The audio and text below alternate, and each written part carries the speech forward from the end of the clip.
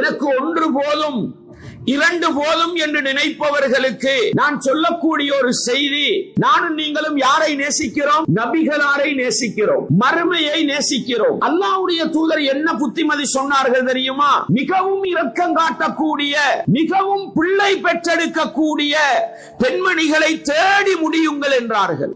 ஏன் தெரியுமா? மறுமை நாளையில் என்னுடைய சந்ததிகள் அதிகமாக இருப்பதை பார்த்து நான் பெருமைப்படுவேன் என்று சொன்னார்கள். என்னுடைய மகன் 10 இளைஞர்கள் வளர்ந்து வந்து இஸ்லாத்துக்கு சேவை புரிகிறார்கள் என்றால் இதைவிட அல்லாஹ்விடத்தில் ஒரு தாய்க்கும் தந்தைக்கும் மதிப்பு இருக்கிறதா? மறுமை நாளையில் இந்த 10 பேருக்கும் 10 பேர பிள்ளைகள் என்றால் அந்த உம்மாவுக்கும் வாப்பாவுக்கும் எத்தனை பேர பிள்ளைகள்? நபிகளார் ஸல்லல்லாஹு அலைஹி வஸல்லம் அவர்களுடைய குடும்பத்தில் அங்கத்துவம் வகிக்கின்ற என்னோட ஒரு பிள்ளையை பார்த்து அல்லாஹ்வுடைய தூதர் மறுமையிலே சந்தோஷப்படுவார்கள் என்றால் இந்த பாக்கியத்தை தானே நானும் நீங்களும் தடுக்க முயற்சி செய்கிறோம். குடும்ப கட்டுப்பாட்டை பேசினார்கள்.